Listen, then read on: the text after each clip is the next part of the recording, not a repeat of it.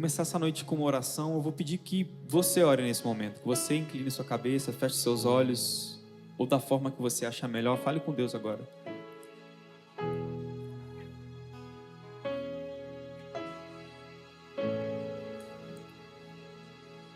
Diga para Ele o que você veio fazendo essa noite, o que você veio buscar, o que você veio entregar a Ele também. Dê a Ele a sua adoração.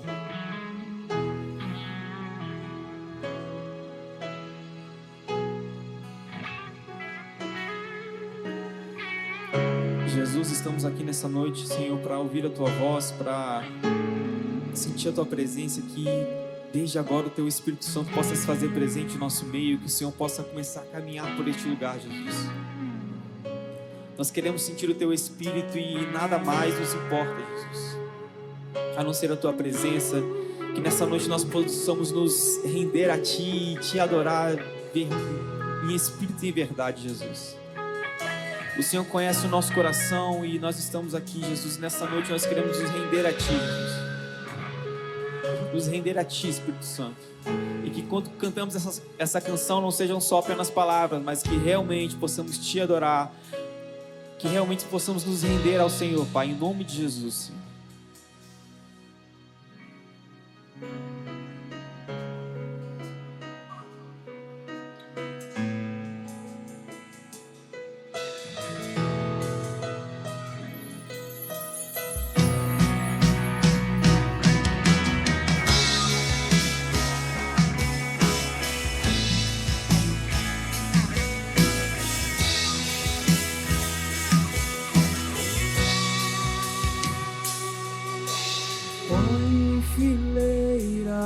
Astros do céu e chama pelo nome.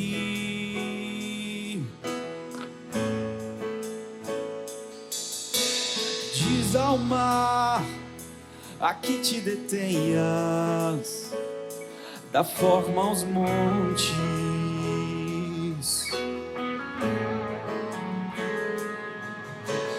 Põe em fileira os astros do céu e chama pelo nome.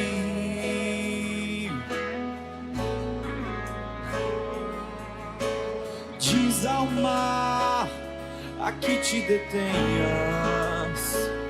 dá forma aos montes.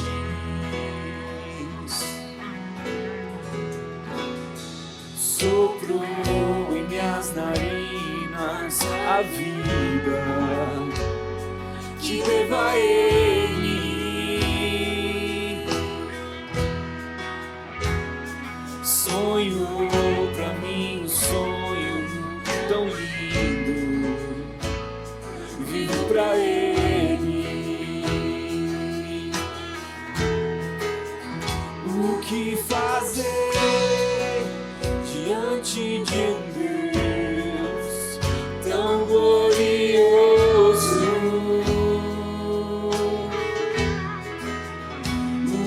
Dizer com palavras se até a intenção conhece.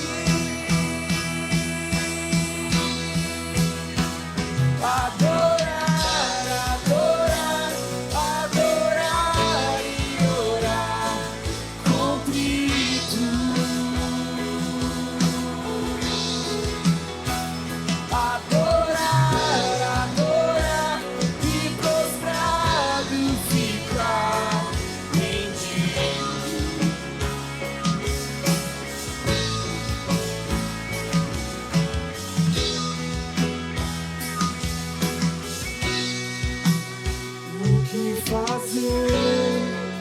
Diante de um Deus tão glorioso,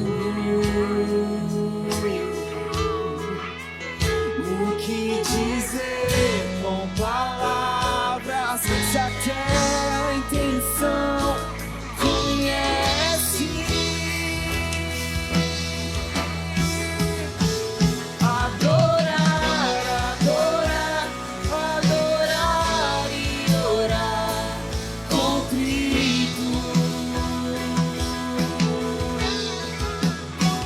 Adoro.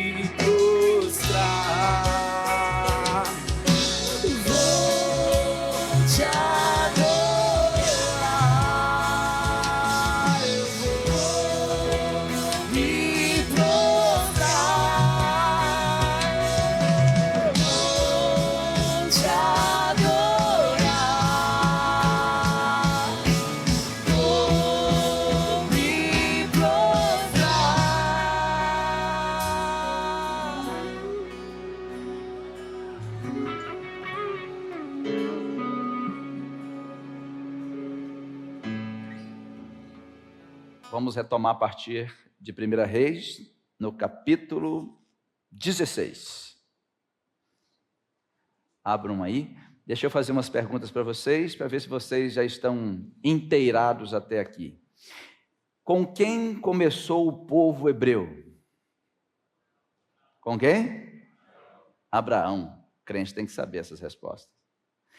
Quem foi a primeira pessoa na Bíblia a ser chamado de profeta? Abraão. Quem organizou o ministério dos profetas? Moisés. Ok. Quem foi o primeiro rei de Israel? Saul. Qual foi a primeira vez que o reino de Israel se dividiu?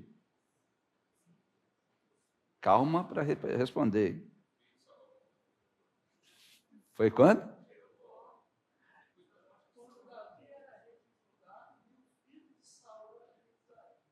Quando Saul morreu, Davi foi primeiro rei só em Judá.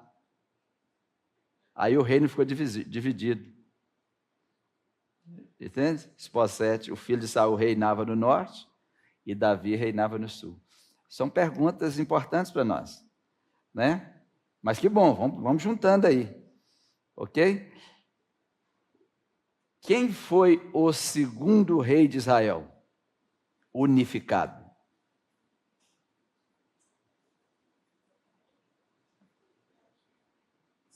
Gente, eu só estou dando um repasse, né? O primeiro rei unificado foi Saul. O segundo foi Davi, porque Davi unificou o reino de novo. Ok? Aí ele foi ungido rei em todo Israel. Depois, quem foi o terceiro rei? Escolhido por Deus. Vocês estão ligados, né? Que teve outro rei, né?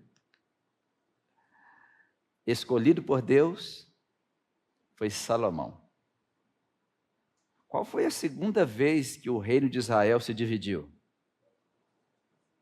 Quando? Após a morte de Salomão com o seu filho Roboão. Agora eu vou fazer a pergunta que vale ouro. Quem dividiu o reino de Israel?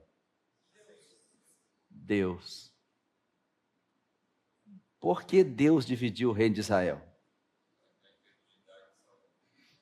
Por causa de Salomão. Essas coisas são importantes para nós, porque muitas vezes as pessoas eu já ouvi homens batendo no peito e dizendo assim: Salomão teve tantas mulheres e Deus nunca fez nada. Salomão fez isso e isso, nunca aconteceu nada. A vida de Salomão, desviado, é a causa da divisão de um povo.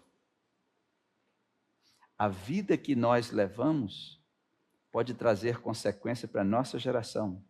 Não que os nossos filhos pagam pelos nossos pecados, mas o nosso estilo de vida traz heranças para a nossa geração. E hoje, nós vamos abrir aí 1 Reis 16, com o dia em que Deus apresentou a nós o profeta Elias, o mais ilustre. Teoricamente, Salomão começou muito bem, mas terminou mal. Então, quando ele morreu,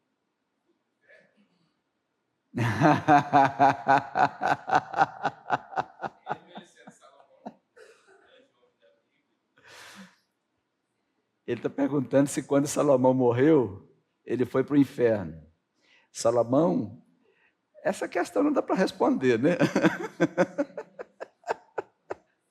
Mas, pegando linhas teológicas, aquela misericórdia do nosso coração diz assim, na velhice ele escreveu o livro do pregador, né? Escreveu o livro de Eclesiastes, e ele deve ter se encontrado com Deus, né? Mas não tem essa resposta, né? Um dia alguém perguntou sobre Sansão. Sansão é mais fácil de responder, porque Sansão está lá em Hebreus 11. Mas Salomão não está. Né? Então, vai dificultando para nós. Não tem essa resposta, Salomão foi salvo, não tem esse registro dele, do arrependimento dele, mas, observando os escritos dele, né, do livro de Eclesiastes, nos leva a entender que ele voltou a Deus, né? Ele caiu em si dizendo, tudo é vaidade, fiz tudo errado, né? Tanto que tem uma parte de Eclesiastes que ele diz, ele fazendo uma comparação de um homem que teve tudo e no final não tinha herdeiro. Ele falou que ele errou na sua herança, ele errou com a sua geração, e isso é um grande problema. Mas é uma boa pergunta para a gente repensar como terminar, né? Porque como rei, ele terminou mal. Mas individualmente, olhando os escritos dele, tudo leva a crer que ele voltou a Deus no fim. Mas não... Sim, para todos nós, o fim é mais importante do que o começo, né? É mais importante como você termina do que como você começa, em qualquer área da sua vida, né? Hoje, então, de uma forma abrupta, sem genealogia, sem apresentação da família, sem alguém dizendo que ele ia chegar, chega de uma forma abrupta o profeta Elias. Mas antes de falar do profeta Elias, em 1 Reis 16, eu vou dar um destaque para um rei que não era da linhagem de Davi. Se ele não era da linhagem de Davi, ele era rei aonde? É rei aonde? Ele era rei de Israel, o reino do norte, porque o reino do sul era o reino de Judá e a tribo de Benjamim. Era a linha para preservar a aliança de Deus. É de onde nasceria o Messias. Quem chegou e Omri dormiu, o rei, com seus pais, e foi sepultado em Samaria. E Acabe, seu filho, reinou em seu lugar. Ok. Esse rei Acabe, eu acredito que é um dos mais conhecidos do Reino do Norte, porque ele tem uma esposa que ela é citada até no Novo Testamento. Lembra o nome dela? Jezabel. Quando Acabe chega no trono de Israel, a Bíblia diz que Acabe não era ruim, ele era pior do que ruim, porque o pai dele foi muito, muito mal. E a Bíblia diz, no versículo 30, e fez Acabe, filho de Omri, o que era mal aos olhos do Senhor, mais do que todos os que foram antes dele. O fato de Acabe ter uma esposa como ele tinha, é por causa da qualidade do homem que ele era. Ele era mau, o pai dele era mau, ele era mau acima de todos os reis que foram antes dele. E olha que Israel teve uns reis que foram maus reis, né? E Acabe, ele chega fazendo pior do que todos, pior que o seu próprio pai.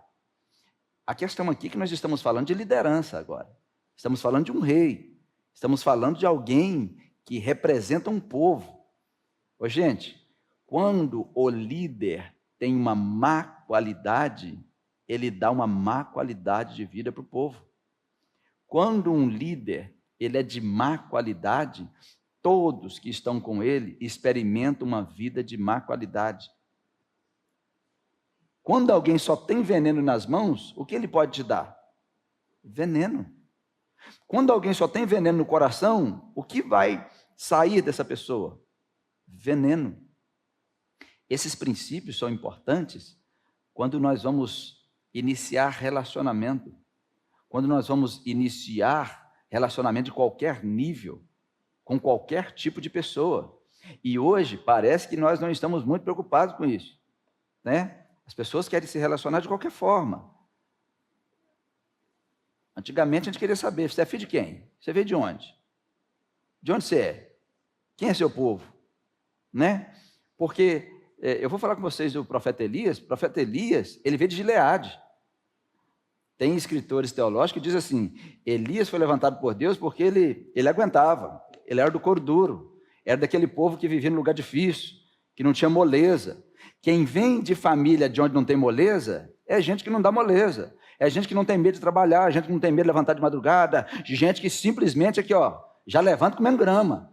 E quando casa com um molengão ou uma molengona, aí um tem que arrastar o outro. Aí você vê um arrastando o outro, né?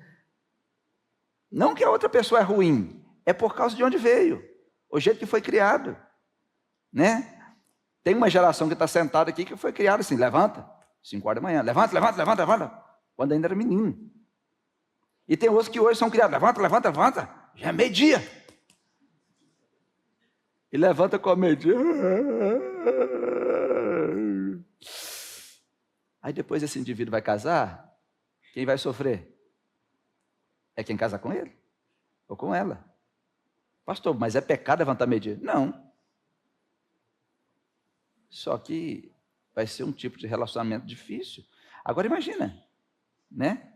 Nós não vamos falar de família hoje, mas essa parte centrípeta, essa parte de não saber com quem a gente está se relacionando, né? Traz muitos problemas futuros. E aqui agora, Israel vai experimentar um cara ruim dos ruins, o péssimo dos péssimos, o mal dos maus. E quando ele entra, a Bíblia diz que ele foi pior do que todos os outros que foram antes dele. Ele traz destruição. Como nós estamos na escola, deixa eu fazer uma pergunta para os meus alunos lindos.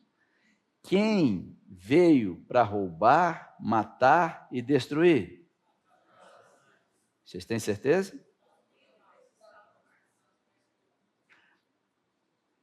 Vocês responderam rápido. Satanás. Satanás lá. Oi? Vocês não leram da Bíblia de vocês, não? Jesus estava falando de líderes. Não tem problema errar, não, da gente. Ainda bem que a gente está na escola, mas não erra lá fora, não. Em João 10, abre aí sua Bíblia, João 10.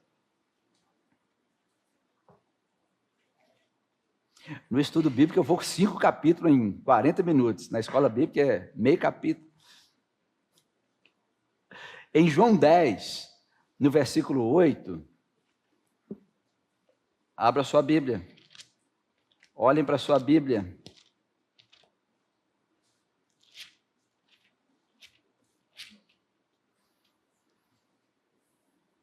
Olha o que Jesus disse aí.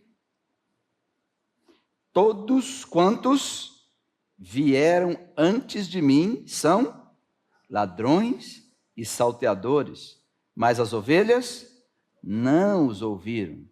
Eu sou a porta, se alguém entrar por mim, salvar-se-á e entrará e sairá e achará pasto. E o versículo 10. O ladrão veio senão para roubar, matar e destruir. Jesus chamou quem de ladrão? Os que vieram, os líderes que vieram antes dele, estavam roubando o povo, matando o povo, destruindo o povo, por causa do falso ensino, por causa da falsa liderança. Mas Jesus disse algo aí também, que as ovelha de verdade, não dá ouvido para o falso ensino. A ovelha de verdade não come o falso alimento. Como eu disse, ovelha não come lavagem. Quem come lavagem é leitão. Quem come lavagem é porco, né? Se você coloca um porco no chiqueiro, no meio da lama, no meio da lavagem, como é que o porco fica? Ele se sente em casa, ele deita e rola, né? E ainda abanando o rabinho. Coloca uma ovelha num chiqueiro cheio de lama, cheio de lavagem, e solta ela lá. Pensa ela branquinha, com aquela lã branquinha. Ela vai comer? Ela não vai comer, ela não aguenta o cheiro, ela não fica em paz, ela vai berrar até alguém arrancá-la de lá. Os cristãos precisam olhar para a Bíblia. Olhem para a Bíblia, cuidado com as frases de internet, a maioria não tem Bíblia, né? Leiam a Bíblia. Quem é que veio para roubar, matar e destruir? Os falsos mestres, os falsos líderes. Por isso que você vai ler às vezes Jesus dizendo assim: ouvistes o que foi dito, mas eu vos digo. O que vocês ouviram, mas eu vos digo. E às vezes, nós nos assentamos aqui na igreja e pensamos, é o diabo que veio para matar e roubar. O diabo também faz isso. Mas líderes ruins fazem mais estragos do que um demônio. Porque você acredita que ele é um homem de Deus. Você acredita que ele é uma mulher de Deus. É um grande problema. Líderes ruins fazem tanto estrago quanto demônios fazem.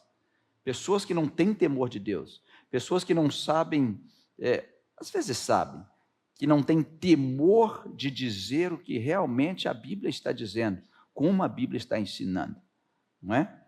Então, Acabe, ele chegou para destruir as coisas, junto com aqueles outros reis.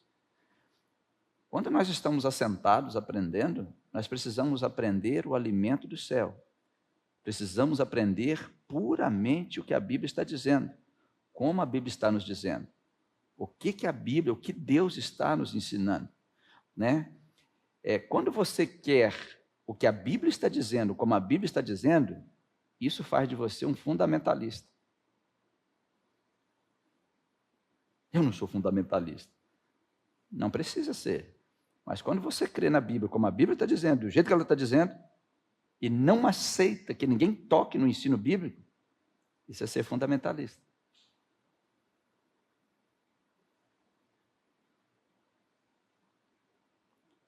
E o contrário disso, tem outras linhas. Pode ser liberal, pode ser outras coisas, né? Acabe ele foi mau, mais do que todos os que foram antes dele. E uma coisa certa no reino de Deus sempre acontece. Quando o povo de Deus está em estado deplorável, quando o povo de Deus está se desviando e descarrilhando de forma abrupta, Deus levanta profetas. Hoje levanta no altar, mas profetas como o profeta Elias não existem mais. Isso aqui é o ofício de profeta. O ofício de profeta não existe em nosso tempo. Existe o dom profético, mas o ofício não. Ok? Então, de repente, por que eu falo de repente? No versículo 1 do capítulo 17. De repente, não tem outro lugar dizendo assim, o Elias está chegando. Antes não tem alguém dizendo assim, vai chegar um profeta, o nome dele é Elias, não. Então Elias, o tisbita dos moradores de Gileade, disse a Acabe: vive o Senhor Deus de Israel, perante cuja face estou, que nestes anos nem orvalho, nem chuva haverá, senão segundo a minha palavra. Uau! Se alguém perguntar para vocês de onde surgiu Elias, tudo bem, ele veio de Gileade. Mas não tem um prenúncio, ele chega de uma vez. Um profeta que chega de uma vez na história. Ele é apresentado aqui. Quando alguém te perguntar onde que chega Elias, aqui, em 1 Reis, capítulo 17, No versículo 1, chega Elias, porque o povo estava em estado deplorável, o povo estava longe de Deus, a nação favorecida, a nação da aliança, o povo de Deus estava afundado em pecado, e havia passado 58 anos desde que o reino havia dividido. Então, diante daquele momento deplorável, quem Deus levanta? Quem Deus envia? Profeta. O profeta Elias, né? Ele nos é apresentado aí, de repente, esses princípios de Deus, porque quando você olhar para o Velho Testamento, pensa, sombra apontando para a realidade. Quem é que Deus levanta hoje para alertar sobre o pecado, para alertar sobre o estado deplorável? A igreja. O Espírito Santo hoje levanta a igreja. Só que na igreja, dentro da igreja, tem uma geração que a gente chama de geração de Elias. O que é a geração de Elias? É aquele povo que Deus levanta como Elias levantou. Não que são novos Elias, é que levanta para fazer o mesmo que Elias fez. Alguém tem que se levantar. Essa semana eu vi uma apresentação do pastor Mark Driscoll. Ele foi convidado para pregar num evento de homens.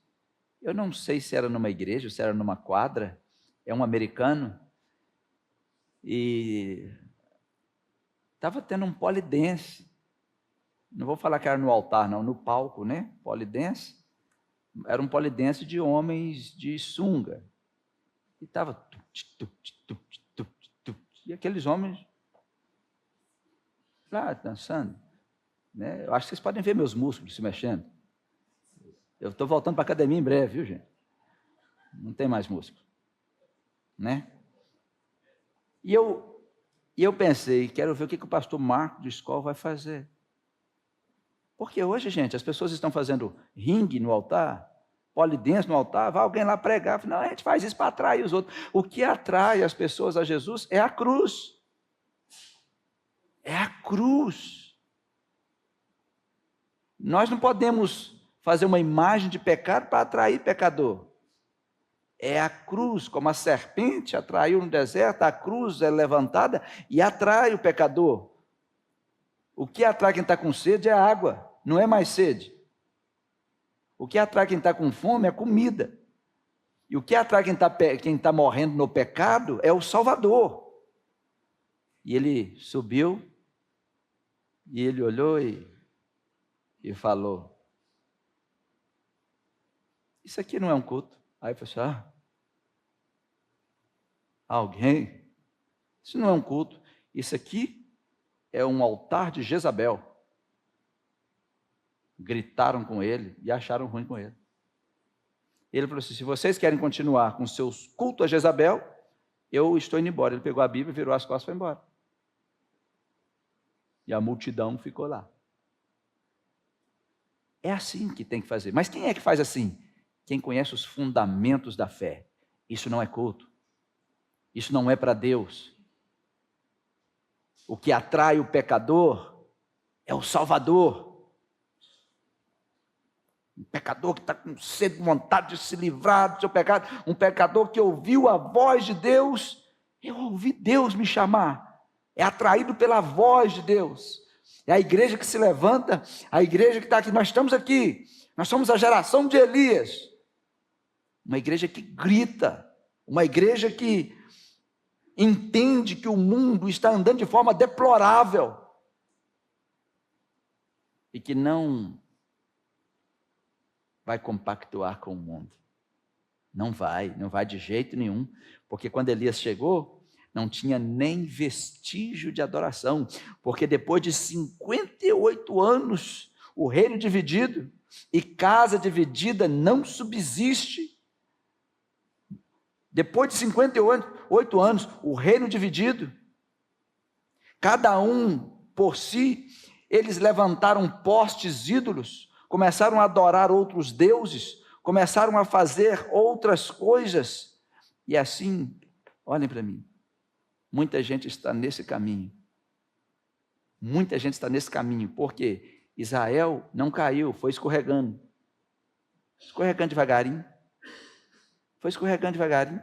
Porque quando Jeroboão assumiu o reinado, para o povo não voltar para Roboão, o que ele fez? Ele fez 2 bezerros de ouro. Porque ele sabia, esse povo gosta de bezerro de ouro, vou fazer 2. Ele fez 2 bezerros de ouro, colocou um em Dan e um em Betel. Para quê? Para ninguém precisar de ir em outro lugar. Pastor, o que a gente aprende nisso aqui? Às vezes nós fazemos isso dentro da nossa casa. Nós colocamos um bezerro de ouro dentro da nossa sala para ninguém precisar ir mais na igreja. Às vezes colocamos um bezerro de ouro na nossa família, arrumamos alguma coisa que nos atrapalha a ir para a igreja. Mas o povo de Israel não fez. Alguém fez. Jeroboão fez. E às vezes não percebemos que o que nós estamos fazendo é lambendo bezerros de ouro e chamando ainda de altar. Porque Jeroboão fez o quê? Ele falou assim, eu vou escolher algumas pessoas, vocês vão ser meus sacerdotes, que o povo gosta de sacerdote. Então, vamos escolher um sacerdote, Deus nem tem nada com isso, vamos fazer um altar aqui, colocar um bezerrinho aqui, que o povo precisa ver alguma coisa e tocar alguma coisa. Foi o que ele fez. A questão é que hoje está se fazendo da mesma forma. Nós temos que parar e pensar, o que estamos confundindo com culto, confundindo com adoração, e ainda chamamos de altar, chamamos de sacerdócio.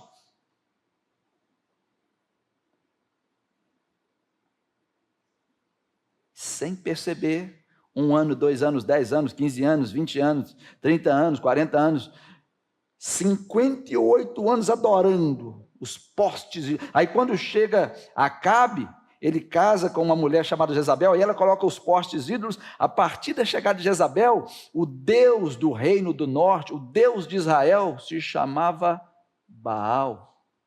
Por quê? Aquelas crianças que cresceram, os pais não ensinavam mais o que Deus mandou ensinar. Eles cresceram vendo, nosso Deus é esse bezerro, nosso Deus é esse ídolo, nosso Deus é esse Deus. O que a gente aprende aqui de novo, gente? Onde é que a gente tem que levar nossas crianças? Levar a criança para a igreja. Levar a criança para aprender os fundamentos. Às vezes eu vejo algumas mães que ficam com os filhos aqui na igreja. Ele não vai para a salinha. E como é que é na escola? Você fica lá? Alguém fica dentro da escola com a criança? A escola deixa? Pensa. Essas 100 mães aqui é porque o filho não fica na escolinha. É? As educadoras, os educadores estão aqui, como é que faz? Manda as mães ficar ou manda elas embora? Tchau, tchau, mamãe. Tchau. E o menino fica como? Vem, mas chorando, mas vem. Vem chorando. Por quê? Por que a criança tem que ir aprendendo isso? Porque o mundo é assim. O mundo é de enfrentar as coisas como elas são. Se não deixar a criança chorar quando ela é criança, ela vai fazer a mesma coisa quando for adulto. Sabe aquela menina que toda vez a mãe, não, quando ela casar e o marido dela, blá, blá, blá, vou voltar para minha mãe, e volta para a mãe. Vai ser a esposa mimada, vai ser o esposo mimado. Com muito respeito aos mimados que aqui estão. Sem ferir, porque vai sair ferido, eu sei. O pastor falou de mim. Está tudo bem, depois a gente dá bala no final. Combinado? Separa os pirulitos aí que vai dar tudo certo. Né? Mas na igreja, não, ele não fica, ela não fica. Pode deixar. O pessoal que está lá não importa que chora, não, deixa e vaza. Que ele vai ouvir lá, que Davi, Sansão, vai ouvir. Bíblia, canta para o Senhor. Porque se o seu filho não aprender as verdades de Deus, olhem para mim, vão aprender as mentiras de Satanás.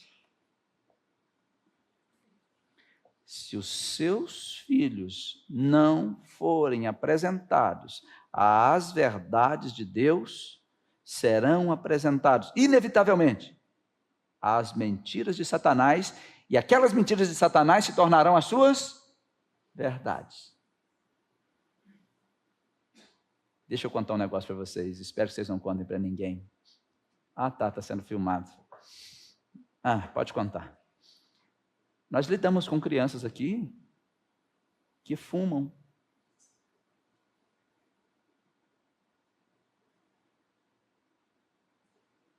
Sério, pastor? A gente tem que lidar com crianças que às vezes estão aí no banheiro. Quando eu falo lidando, são crianças, não são crianças que foram ensinadas a Bíblia. Eles estão aprendendo lá na escola. Já por 3 vezes. Crianças que vêm e vêm junto com amiguinhos daqui da igreja. A minha pergunta é, será que esses amiguinhos da igreja estão aprendendo isso também? Porque nós estamos lidando com eles e nós vamos cuidar deles. Mas a questão é que os pais não estão cuidando. Você imagina? Uma criança de 11 anos? Uma criança de 12 anos? Vocês acham que eles estão fazendo errado na mente deles? Não. É legal, não. Mas a igreja está aí para dizer, é aqui, é assim, é por aqui. Esse é o caminho. Nós precisamos levar nossos filhos lá. Né? No caso de Israel, as crianças cresceram sem vestígio de adoração. Para elas estava tudo certo, porque a culpa agora recai sobre os pais. O ciclo real de perversão da adoração ao Deus verdadeiro aconteceu. Aqueles líderes foram levando o povo para longe de Deus. Olhem de novo para mim. Muitos líderes vão levando o povo para longe de Deus. Muitos pais, sem perceber, vão levando os filhos para longe de Deus. Se o seu filho aprendeu medicina, se o seu filho aprendeu matemática, literatura, e você não levou o evangelho, você errou como pai, errou como mãe.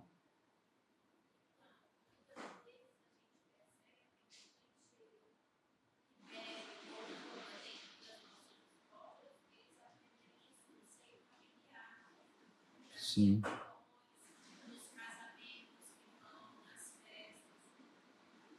Aí eles vêm e trazem isso para perto dos nossos filhos. E o que nós temos que fazer? Pegar essas crianças e aceitar o desafio de ensiná-las. As crianças que estão vindo de fora.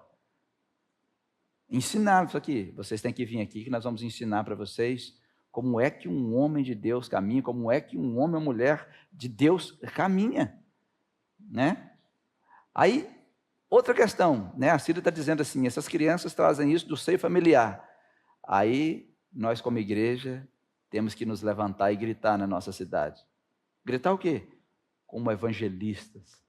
Gritar o evangelho, anunciar o evangelho, anunciar que tem saída, que tem transformação, anunciar para as pessoas. Mas o que nós estamos nos tornando? Nós estamos nos tornando uma igreja dentro de um caso de tartaruga.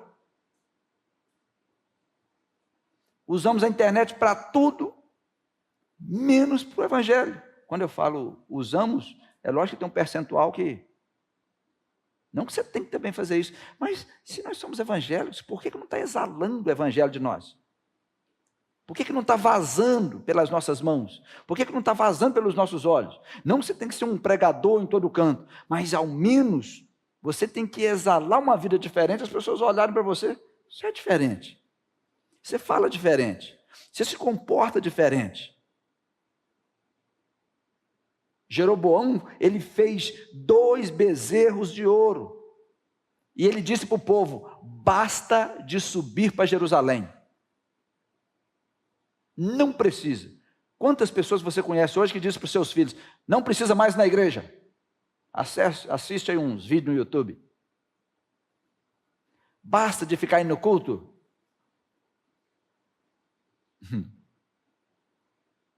Gente, Quando você está sozinho, você não é igreja. Sozinho você é, no máximo, membro. Você só é igreja quando estamos juntos, e chamamos de corpo, porque quando estamos juntos, um edifica o outro. Os dons servem para um edificar o outro, um alegra o outro, um levanta o outro, um abençoa o outro com seus dons, e um se serve do outro. Isso é igreja. A igreja é só quando os membros estão juntos, estão congregados. E quando a igreja, um vai edificando o outro, essa igreja recebe uma missão de ir como corpo ao mundo, ensinar ao mundo. Ensinar o quê? Ensinar Cristo, levar Cristo, falar de Cristo. Mas parece que estamos tipo Jeroboão, basta de ir a Jerusalém. Eu já fiz um bezerro de ouro para você aqui. Para de ir na igreja, basta de ir nessa reunião, basta de ir na oração, basta de ir no louvor, basta. Ah, mas um bezerro é pouco. Jeroboão diz, eu fiz 2. Nem precisa sair mais daqui. Olha aqui, olha o que ele diz. Vês aí os seus deuses, ó Israel, que te fizeram subir do Egito. Era uma voz de engano, era engano. Ele fez santuários e disse, Deus gosta disso. Só que Deus não disse nada daquilo. A igreja precisa voltar os ouvidos para Deus. Voltar os ouvidos para Deus, né? As coisas que nós vamos vendo, as coisas que nós vamos passando, nós percebemos que os cristãos não estão olhando para a Bíblia. Não estamos olhando assim, quais são os princípios? Porque depois da chegada de Acabe, Baal domina a vida religiosa de Israel. Vamos no versículo 33 de 1 Reis, capítulo 16. Também Acabe fez um ídolo, de modo que Acabe fez muito mais para irritar ao Senhor Deus de Israel do que todos os reis de Israel que foram antes dele. Primeiro, o povo já estava adorando um bezerro de ouro em Dan e um bezerro de ouro em Betel. Betel é casa de pão. Ao invés agora de eles se alimentarem de Deus, estavam se alimentando de idolatria. Não é?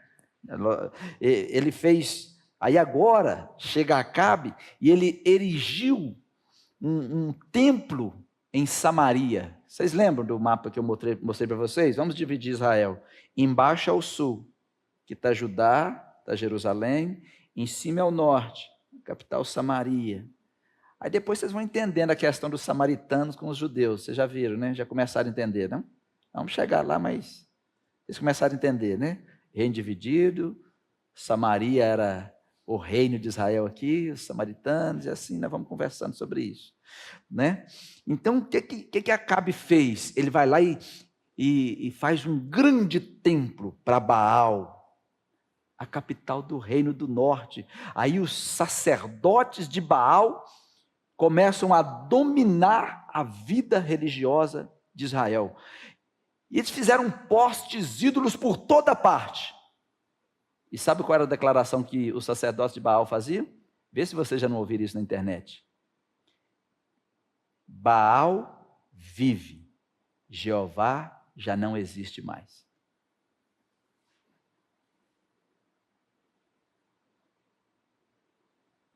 E o povo pensava o quê? Se o sacerdote está gritando, deve ser verdade. Baal vive.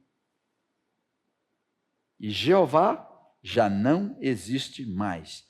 E o que Deus diz lá no versículo 33?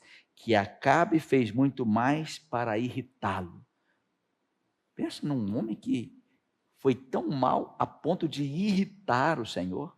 Ele irritou o Senhor, Deus de Israel, mais do que todos os reis que foram antes dele.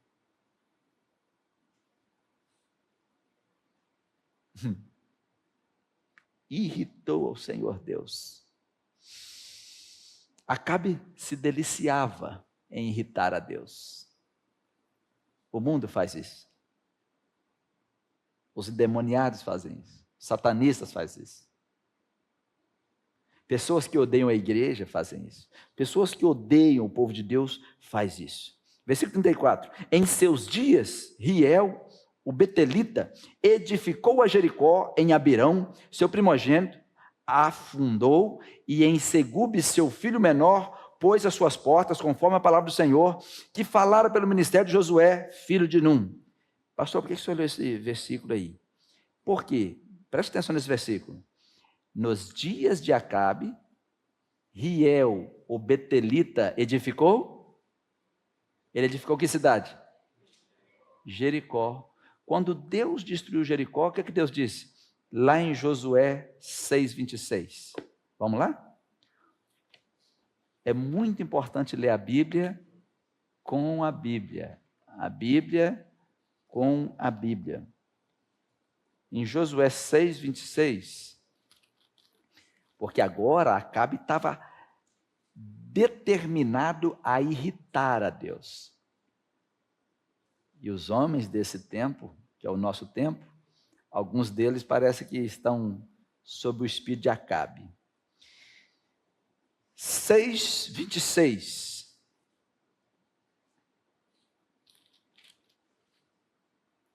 E naquele tempo Josué os conjurou, dizendo: maldito diante do Senhor seja o homem que se levantar e reedificar esta cidade de Jericó. Sobre o seu primogênito afundará, e sobre o seu filho mais novo lhe porá as portas. E o que ele fez? Desafiando as ordens de Deus. Ele irritou a Deus mais do que os outros. Tem alguns momentos que nós esquecemos as ordens de Deus e pensamos assim: possível que Deus vai fazer alguma coisa, não? Possível que vai acontecer alguma coisa? Mas Deus disse isso na época de Josué. Passou Josué, passou esse monte de rei, passou esse monte de coisa, mas os líderes sabiam. Mas e o povo?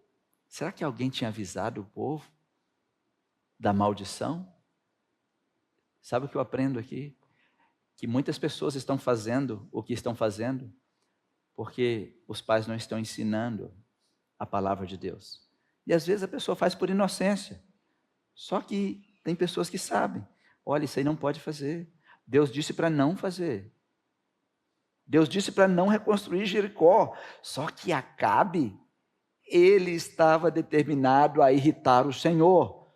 Mas pastor, mas o rei sabia, os registros do povo de Deus ficavam nas mãos dos seus líderes. E naquela época, não tinha escrito bonitinho como nós escrevemos aqui. Naquela época, era passado de geração em geração, através da repetição.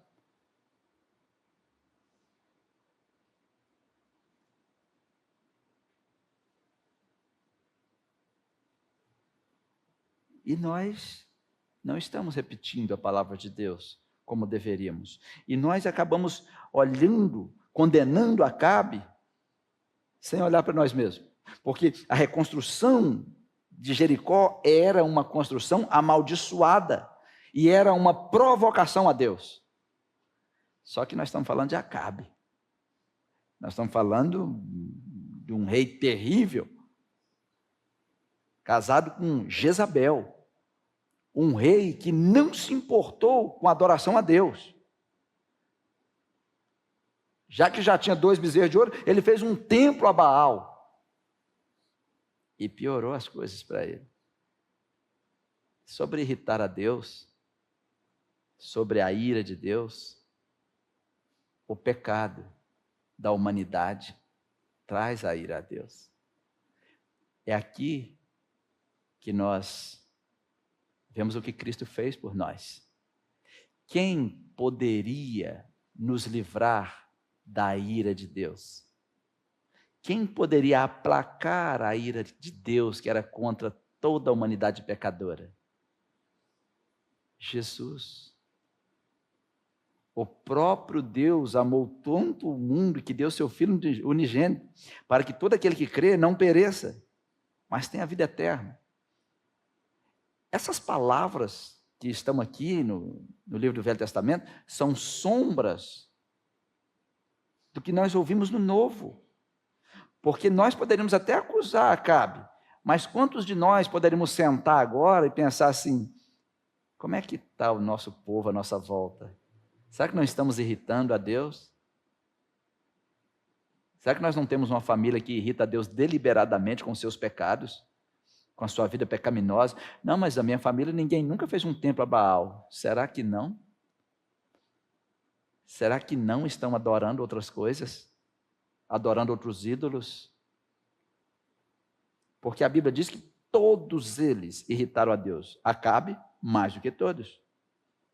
O problema é quando nós estamos vendo, olhando, que os homens continuam irritando a Deus e nós não podemos ser coniventes com isso.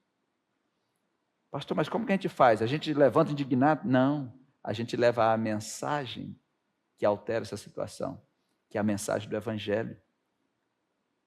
A ira de Deus, pode ser aplacada pela cruz no Calvário. O pecado, ele é removido pelo sangue precioso de Jesus Cristo. Acabe aqui representa o espírito do mundo. Acabe aqui representa o que o mundo quer que o povo de Deus faça. Porque Acabe não era da descendência do povo de Deus. É o espírito do mundo governando o povo que era para ser o povo de Deus. Quando eu falo o povo de Deus, eu estou falando o povo, aquelas pessoas que ainda não estão na igreja, as pessoas que você quer pregar para ela, talvez a sua família, talvez os seus parentes, e você pensa, a minha família era para estar servindo a Deus. Israel não era para estar servindo a Deus? Sim ou não? Só que tinha um espírito que irritava a Deus governando. Depois chegou outro espírito, nós vamos falar dele na sequência, que é o espírito de Jezabel, que esse é terrível. Então, Acabe aqui, ele representa o governo do mundo sobre o povo de Deus, ou sobre o povo que deve ser o povo de Deus, ou sobre o povo que deveria estar adorando a Deus. E nós somos quem? Elias. Nós somos uma geração que deveríamos ser uma geração de Elias, porque para o mais perverso rei, Deus enviou o mais ilustre profeta. Um profeta corajoso. E naqueles dias ele já chegou apontando para Acabe, nem perguntou se Acabe queria ouvi-lo, não perguntou se ele queria recebê-lo, ele já chegou diante de Acabe e ele disse, vive o Senhor Deus. Aí você descobre por que ele disse, vive o Senhor Deus. Alguém sabe por quê? Porque a mensagem dos profetas de Baal era qual? Baal vive, Jeová não existe mais. Então levanta um profeta e traz a mensagem, Deus vive, Jeová vive, vive o Senhor Deus de Israel, perante cuja face estou. Ele disse, estive com ele hoje. Que nestes anos nem orvalho, nem chuva haverá, senão segundo a minha palavra. Esse aí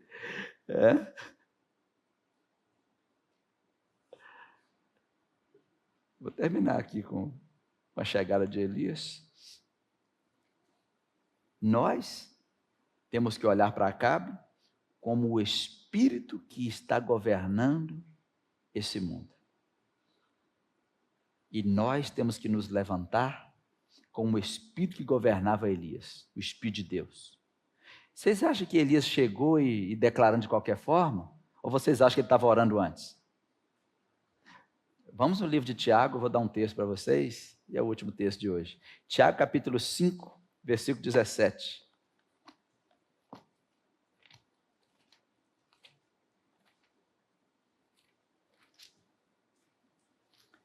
Tiago 5,17.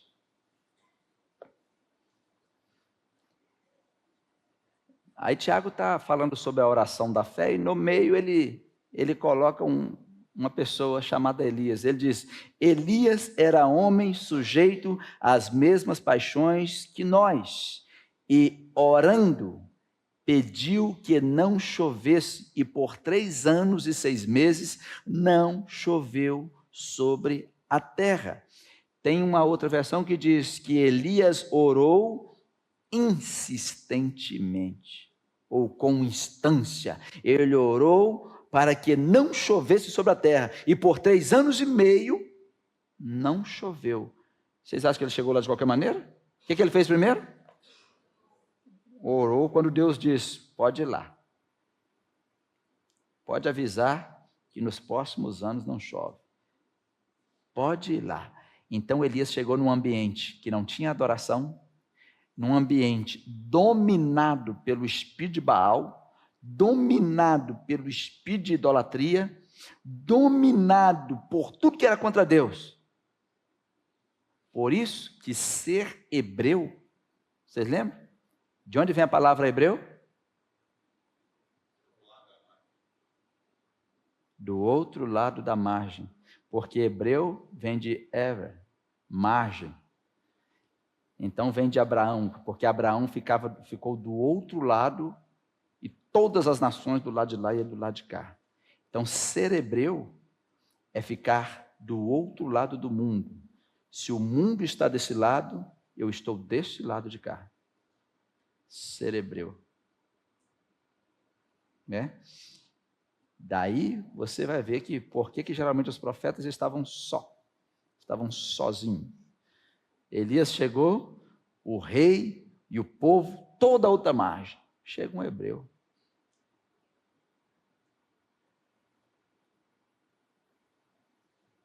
Olha, aponta o dedo para o rei. Vive o Senhor Deus, que eu estive com ele hoje, em cuja face estou. Vive o Senhor Deus, que nestes anos nem orvalho, nem chuva haverá. Ele chegou e anunciou uma seca. Vocês estão achando que isso é muita coisa? A partir de agora, vocês vão experimentar o que é seca. Vocês estão dizendo que Deus não vive? Vocês estão dizendo que Deus não vive? Então Deus estava ali porque Deus estava irritado. O profeta chegou para anunciar que Deus estava realmente saindo de cena. Então a mensagem de hoje, para a gente guardar no coração, além da história fantástica, é que Acabe continua aí. O espírito de Acabe continua. O espírito de Jezabel continua aí. Né? Um espírito que leva as pessoas para longe da adoração.